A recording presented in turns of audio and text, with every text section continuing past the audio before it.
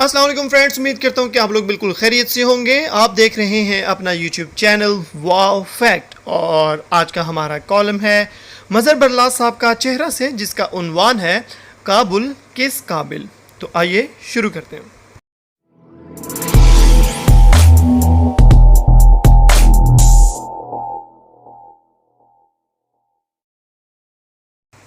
क्या ज़माना था कि दुनिया भर में सियाहों के लिए 3 शहर बहुत अहम थे। ये भी हुस्न इत्तेफाक है कि ये तीनों शहर 3 हमसाया मुल्कों में हैं, कराची, तेहरान और काबुल। कभी कराची का हुस्न बोलता था। रोशनियों के शहर के तौर पर मशहूर दिलकश कराची इतना अहम था कि मगरबी मुल्कों से शाही सियाहों समेत आम सियाह भी नूर में नहाए हुए इस शहर का रुख करते थे।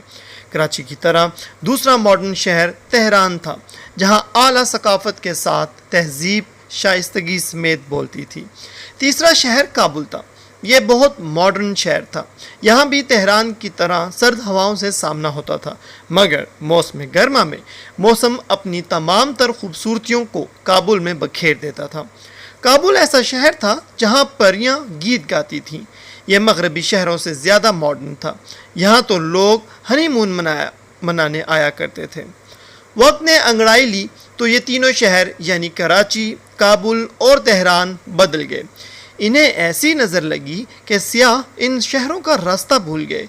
तेहरान में पहले जैसी जिद्दत ना रही। ईरान को दुनिया की पाबंदियों का सामना करना पड़ा। पाबंदियों का ये सफ़र हनूज जारी है। कराची साफ़ सुथरा था, आला तहजीब याफ्ता लोगों का शहर। इस शहर में अदब ज़िंदगियों में नज़र आता था। यहाँ अमन था, रातों में रोशनियाँ थीं। ये शहर बिला खौफ व ख़तर दिन रात जागता था। मगर फिर यहाँ बदअमनी का खेल खेला गया। दौलत की हवस ने मुंह खोला तो बर्बादी का खेल शुरू हो गया। अदब, तहजीब, मोहब्बत और इखलाक पसे पर्दा चले गए। टीटी पिस्तौल आ गया। रोशनियों की जगह गोलियों की आवाज़ों ने ले ली। गलियों में बारूद की बू, हर तरफ मौत का रक्स, बदअमनी फैलाने वाले छलावा बन गए। बस यहाँ ज़िंदगी खौफ की इलामत बन गई। कारोबार को भत्ता खोर टकर गए। रही सही कसर चाइना कटिंग ने पूरी कर दी। सियाह इस शहर को भी भूल गए। काबुल काबिल दीद था, मगर अब किस काबिल। क्या शहर था कि कुदरत का हुस्न जादू जगाता था। काबुल देखने वालों पर सहर तारी करता था। जो लोग काबुल आते थे, काबुल उन्हें मुद्दतों याद रहता था। अगर आप पेशावर के रहने वाले हैं तो फिर लाहौर आपसे दूर है, जबकि काबुल करीब है। आजकल रोज़ाना तालिबान की फतूहात की खबरें मिल रही हैं। उन्होंने अफ़गानिस्तान पर अपना तसल्लुत कायम कर लिया है। अब काबुल तालिबान के कब्ज़े में है, जहाँ नई हुकूमत साजी के मराहिल तय होंगे। तालिबान अब शायद पहले जैसे सख्तगीर नज़र ना आए, क्योंकि इनका इरादा दुनिया के साथ चलने का है।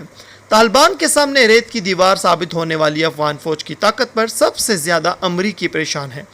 उन्हें यह दुख है कि उन्होंने 83 अरब डॉलर्स लगाकर जिस फ़ौज की तरबियत की, वो तालिबान के सामने बिल्कुल बेबस नजर आई।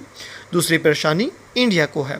15 अगस्त भारत का यौम आज़ादी है, लेकिन इस रोज़ भारतीय अपना जश्न भूलकर काबुल पर सोगवार नजर आए। काबुल ने इन्हें किसी काबिल नहीं छोड़ा। सरमाया डूब गया, ताल्लुकात पर पानी फिर गया, दर्जनों कौंसल खाने वीरान हो गए। भारतीय यौम आज़ादी यौम सोग बनकर रह गया।